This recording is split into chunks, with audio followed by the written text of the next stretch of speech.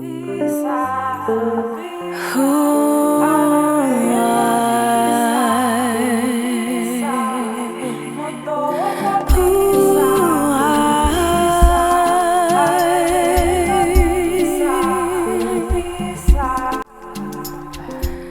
everyone, I am Deborah Akech. I come from South Sudan. I'm the Secretary for the Ministry of Youth and Sports. Wait for me at the Nala podcast, where you will hear my views on the Sudan and the women empowerment. Thank you. Welcome to another episode of I Am Nala podcast. Our guest today is the Deputy Minister of Youth and Sport of South Sudan. She's also a Nala Femme Fellow. She has championed policies that empower young people and women, and she worked previously in public service in the government, in her capacity in the Labour Ministry and other spaces. We're excited to have her today to talk about young women in leadership. Our Nala is Deborah Akech. Welcome, Deborah. Thank you, Aya, for having me. In 3 words, who is Deborah? Deborah is a resilient, determined, and hardworking young woman. And beautiful. Yes, you can say I that. love those traits. Deborah, you did grow up in Sudan before it became Sudan and South Sudan. Yes. How was that? How was growing up in one big country? From the time I got to know myself, that is aware of myself and the world around me, I was deep in the village, and the sound of the gun, I think, was the one that I heard when I was born, because my mother was in labor and there was bombardments from the Sudan Armed Forces in the southern Sudan, and I think that was the sound that I heard first. And now, given that sound of the gun, I grew up to the point I was 7 years and got displaced from my village to another village where I had the opportunity to go to school, and a missionary school, the Catholic school, established a school in the bush. We call it the bush that time. So it was not easy growing up and seeing mothers on the run and delivering children, and their children also that have already been recruited into the armed struggle, dying. So, and at least I was one of the privileged to be able to go to school and gain formal education.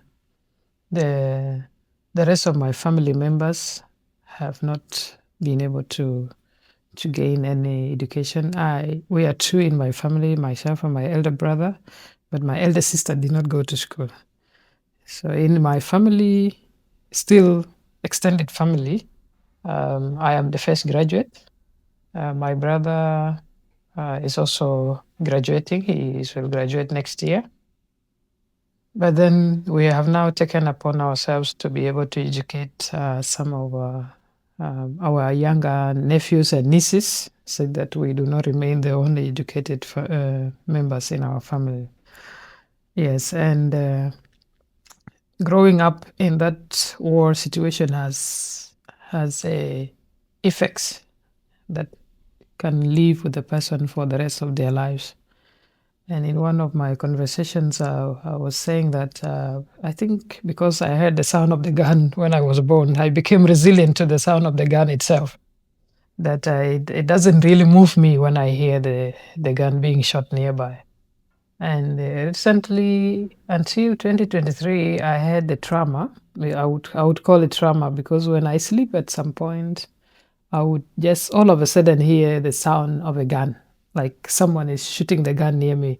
So all I would do is wake up very fast and sit on my bed, only to realize that it was just my mind shooting, and my whole body was shivering and sweating. So that is the trauma that is silently living with some of us. It's an effect that may not go away, and even if you bring as a counselor, they can never remove that sound from your brain. They can calm you to maybe behave normally, to do other things normally, but that in the brain does not go away. So that is the effect of the conflict in Sudan on me, on my family, on so many South Sudanese Southerners. Southern Sudan that time. It was a region, but part of the Sudan. And one thing that has shocked all of us is that in as much as South Sudan wanted to separate, they are now fighting themselves. Then Sudan fell in the same situation that the southern part was in. And then our collective question, both in the north and the south now, was why did we separate? Why did we divide the country when we're still fighting now? Because we thought the division of the country was going to stop the conflict. The southerners would live in their country peacefully, the northerners would live in their country peacefully, but they're still fighting each other. So that means we are still seeking for answers to why there was a conflict in the first place in the country. We have not yet found solved the equation. We're still struggling to find out what is wrong with the Sudan. Is it the resource curse? Is it the religion?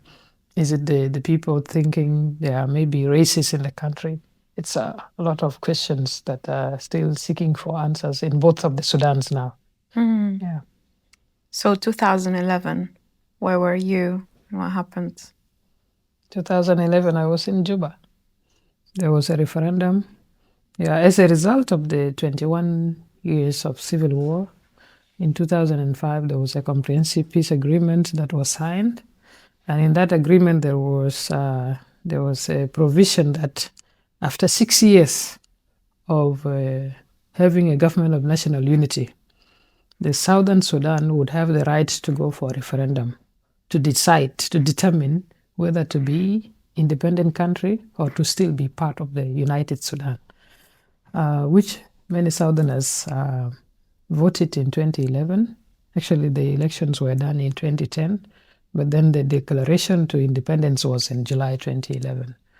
So many South Sudanese felt that maybe because of the Arab regime, the Southerners were under oppression of the Sudan Armed Forces and the Bashir government. So 2011, there was a declaration because the voting came out 90% in favor of separation, having an independent country. So in 2011, declaration was on the 9th of July. South Sudan is an independent country, and I was there. Yeah. How did it make you feel that very historic day? It was a moment of joy, mixed feelings. Others were shedding tears of joy, and they would say like Nelson Mandela, who once said, or is it a song where it says, "We are free at last"? So the Southerners were like, "We are free at last" in 2011. But then 2 years down the line, not just 10 years, we are here fighting ourselves again. And then now some people would be asking, which freedom were you all celebrating? But at least one positive aspect is that we have a country that we can call our own, that we are struggling to build, that we have a hope that we can make it better. Yes. So as a young woman who was internally displaced, first of all, what does it mean really to be an IDP? Because I think in the UN spaces and these spaces, we give numbers of IDPs, internally displaced persons, but what does that journey actually look like? And how did that take you into a political leadership journey? The support from your community, and how did you get there? Thank you. I was internally displaced with my family from our village to another village. And during that time, UN was not very much active like it is now. It was the church and then a few international organizations like NPA, Norwegian Refugee, Norwegian People's Aid, and then CARE International. These were the few. There was a consortium of international NGOs that was called OLS, Operation Lifeline Sudan, They were operating under that umbrella, and that it was under that umbrella that the Sudan Armed Forces would allow the aid to enter into South Sudan. And the, the communities where we were displaced to were very welcoming. There was no much that they had offered to the people that have ran to their area, but they opened up their land. They allowed people to settle, and if you are able to do some cultivation during the rainy season, you are free to do that. The facilities that were established by the church were all being shared with the host communities, so they were very welcoming and generous with their resources. But the UN was really not. I have been internally displaced for the good part of my life for close to 10 years, but we have really never benefited from a UN support or UNHCR, because that time it was very much restricted by the Sudan government. So it was the generosity, the good heart of the neighboring of the communities, the host communities, that was supporting us, all of us. As a government leader and an activist, first I want to know, what was the spark to go into politics? But also, now that you are there, how do you navigate these spaces as a young woman, being not only in government and public service in South Sudan, but also navigating multilateral systems and making sure to advocate for, I think it's the youngest population in Africa right now, because it's the newest nation. I think there is 70% young people in South Sudan. So you are leading the ministry that, carries this population. So how do you navigate it as a young woman? But let's start from, how did you end up in the politics itself? Okay, thank you. Of course, if I wasn't able to gain a formal education, I wouldn't have interest in politics, and I wouldn't be where I am today. I wouldn't be in charge of a ministry, a whole youth ministry. And you are right, over 72% of the South Sudan population are below the age of 35. So you can imagine that the whole population is young, very young. And being in that space, political space, the interests, I picked interest in 2020 after the revitalized peace agreement was signed in 2018, where I saw that there was close to no sound of a woman's voice. The women that were part of the negotiations were actually never represented in the government when the government was finally formed in 2020. And the question I was asking myself, that time I was working with an international organization, and the question I asked myself was, if women could also play a part, but it was not a part that was given, it was not handed to them. They had to fight for it to be part of the peace negotiations in Addis Ababa. If they were part of it, and now they felt that, okay, peace agreement is signed, let them go back to the kitchen or wherever they want to go. The men now takes over the positions, and maybe give a few women the positions, women who also were not part of the critical negotiations of the peace agreement. I was like, okay, as women, in order for us to push our agenda to the leadership, to all the structures of governance, it is to be within the system. At first, I used to shy away from politics, because I would say, I don't like the way politicians do their things. I don't want to ever be a politician. And sometimes they would say politics is a dirty game. Yes, I see how people are talking against each other. Someone goes and pays some people to do online bullying, cyberbullying. That happens to others, and I didn't want to go through that. So I kept away from the political scene completely until 2020, when I had that interest. And that time, it was not like it's not like an elected position. It's an appointment where I came. So I came into politics through an appointment. And so my my interest of coming into politics and be part of this decision making, to be part of the people that shape the policies, I approached a network of the people that I knew were closer to the appointing authority. And I used some network that were also family, and they connected me with these people. I was able to meet the governor. That was the governor you met in 2020 in Rumbek.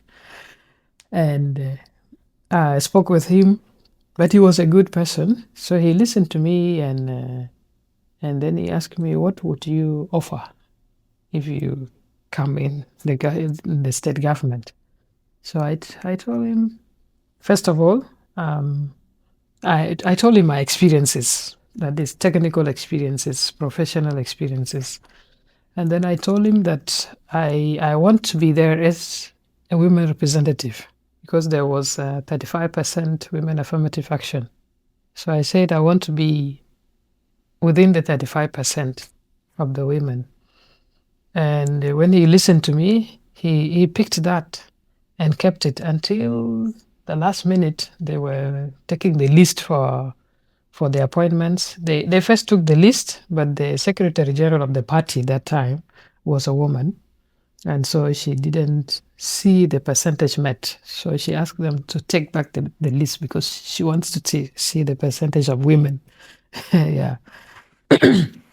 So going back, his advisors and the people that were around him were like, now the list has been brought back because they need the women. And then he said, there is no any other woman that he knows that there is no any other woman that he knows that has convinced him with how I spoke with him rather than Deborah. So he just told them, he called his secretary, said, write the name of Deborah in that list. So my name was entered in the last minute. And so it came out, and so we went to the state. I was given the docket of the Ministry of Labor, and within the period that I have been there, I did my best. And when that governor was replaced, and then another one was brought in, and the one that was brought in also came and replaced me. And he should have seen the noise that day when I was relieved from that position of the young people. People who have known me, people who have also known me in the ministry for that short period. Also, other young women that also look after me, and they feel that I can impact them positively. There was noise why I was relieved, and I was the performing minister. So it is a struggle sometimes, because our constitution gives 35% affirmative action. But sometimes, yes, at the beginning, they would put in women there that also do not reach 35, but at least up to 15 or 20%. But slowly by slowly, they will now start replacing women with men. They will start replacing women with men. So they relieve, even my replacement was a man. So in order for us to be able to keep the consistency, if you have to replace a woman, replace her with a woman, because that will keep at least the women percentage the stipulations. Yeah. I think there are a lot to learn from there, but I think also getting yourself out there when you're a young woman and knocking the doors and talking about your vision is very important, because if you didn't have that conversation with the governor, how they would know about your ambition. I think that's right. It's good to put yourself out there as a young woman. Yeah, and that's what I later on realized, that in as much as we women say women inclusion, if you don't come and say, I want to be included, no man will ever call you. They will never call women that this is your percentage. But if we claim our rightful space, there are men that will understand and say, yes, it's important to include women in this space. On the youth aspect, yeah, youth are the highest population in South Sudan. But because of the war, anything that happens in a country, number one priority is security. If we do not have security, people cannot go to their field to make their own food. People cannot conduct businesses. People cannot move freely from one corner to another because of fear, and life become expensive. So in the Ministry of Youth, yes, there are young people that we are entrusted with my minister. He's also a young person, below 45 years, and he already has a PhD in constitutional law. So he's very knowledgeable with the youth affairs, although his academic background is on law. And most of the times, being a young woman in politics is also not very easy. There are people that have asked me about me.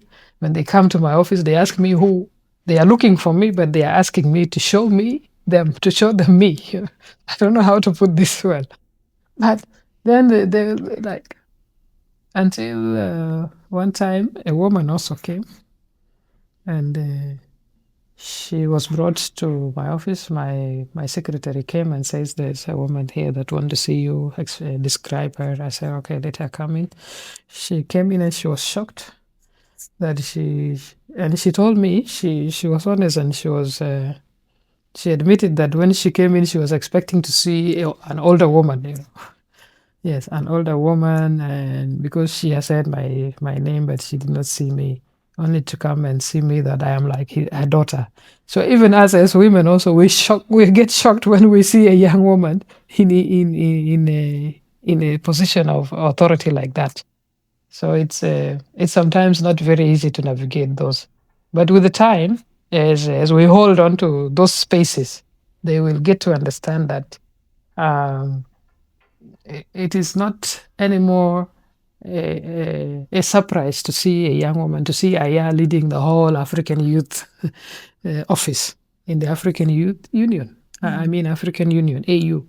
It is not news to see Hanin leading an organization that rescues women from difficult situations. As long as you are capable, you have the brain, you have the energy, you have the stamina, you have the determination to do all this, you can do. But it is a struggle. Yeah. We have to normalize what leadership looks like. It doesn't look like it was 10 and 50 years ago. Yeah. You took part in I Am Nala Fellowship last year. What is a lesson you learned from the fellowship that will stay with you? And what would you say to this year fellows? This year, it would be focused on women in politics, but especially IDPs, refugees, and stateless. Yeah, last year I took part in Nala Fellowship training on women in politics. And it was a training that came really at an opportune time, where I was now active in my political career, and it really, given the discussions from different young women across Africa that have been in politics before us, it was a learning experience. Yeah. And listening to them and showing us what were the challenges that they faced along the way, and what really were, how did they go about them? How did they cross those rivers? How did they cross those mountains to the other side with the resilience, with the determination? The lesson that I learned from there is that as a woman, you will be required to work as twice as the man in order to prove that you can do it. But then it does not stop there. As you move from where you are to where you want to be consistent. Well,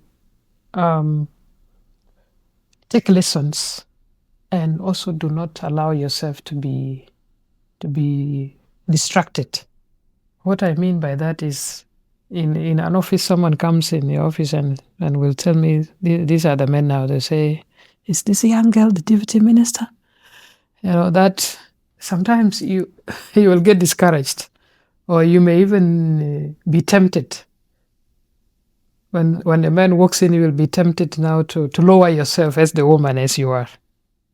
Yeah, there was one from Botswana. Was she from Bogolo? Boholo Kinawanda, Yeah, yes. yeah. She was young that time, and if people come to her office to do a meeting, they expect her to be the one to serve tea for them, and she refused to do that. So we will do it as a motherly feeling from us, but we should not be obliged to do it. If you don't feel like doing, don't do it, because you are in the position of authority. Let somebody else do it. Yeah, so we should not really now shy away from having the authority and taking the bulls by the horns. Yeah. And keeping it stable until it gives in, either lies down or runs away. So it's not that I'm being hard on this, but that is how we really need to be able to prove ourselves that we can do it. The late Wangari Maathai, one time when she was making the movement about the Uhuru Park in Kenya, when they want to lease it out to a developer, and she was heading the campaigns, the rallies.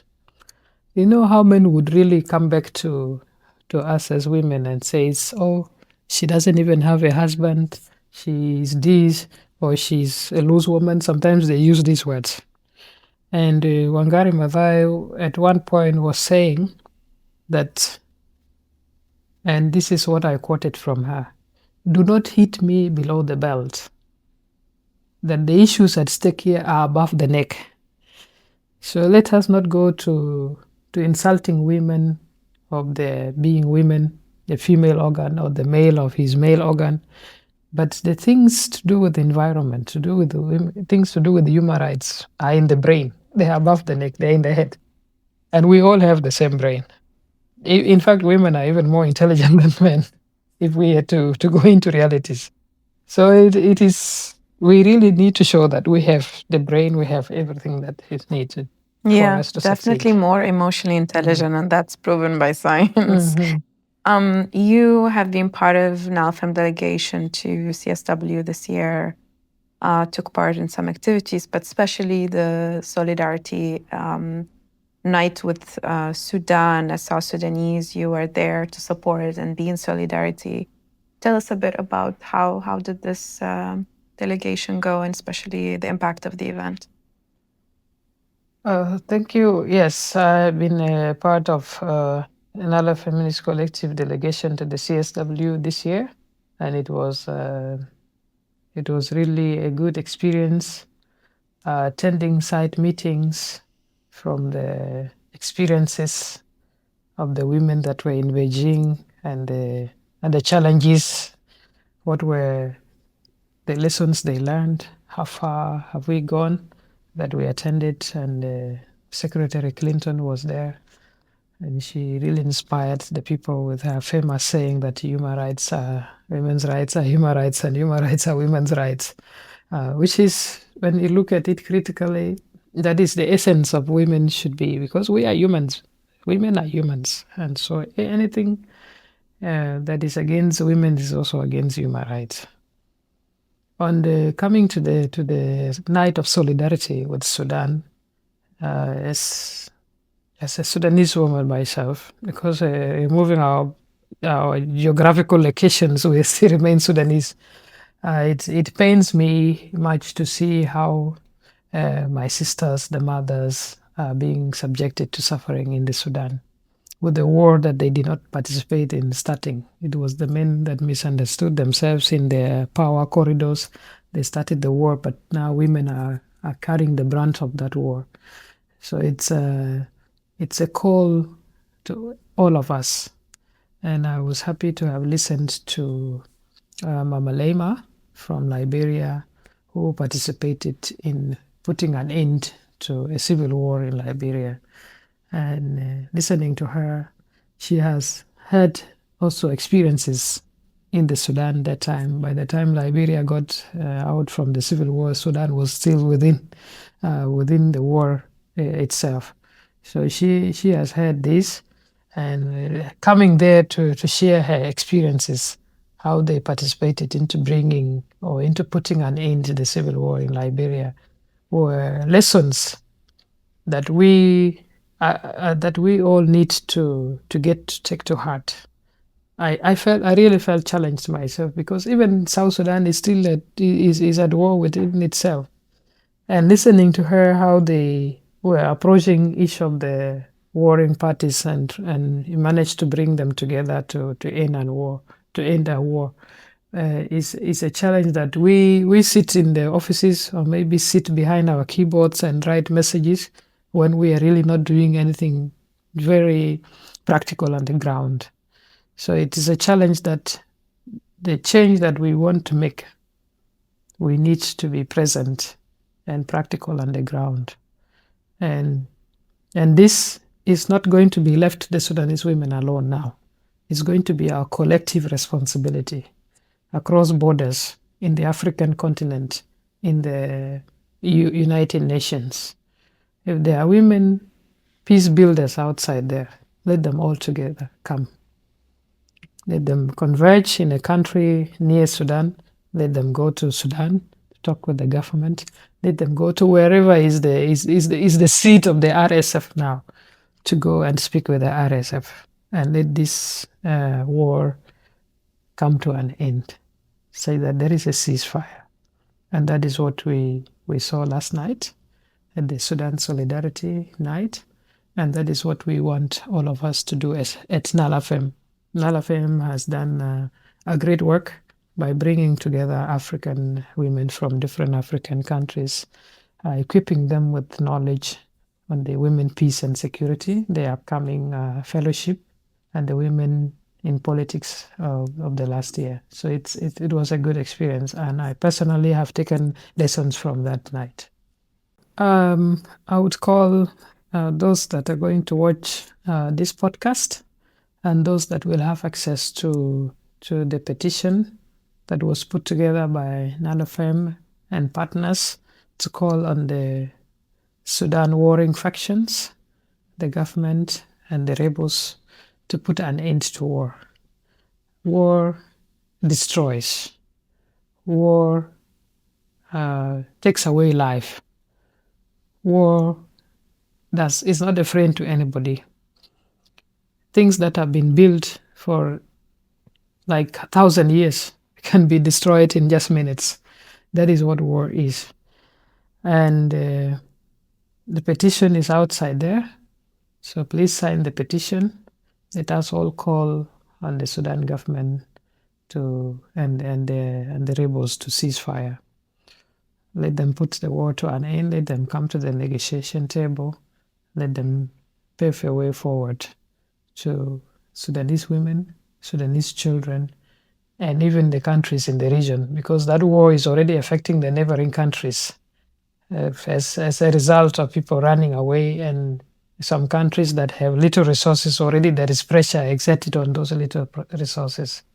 So it's good that we all put our hands together and ask the government and the rebels to cease fire. Still call on all of us as women to come together, to work collectively and in collaboration with our Sudanese sisters.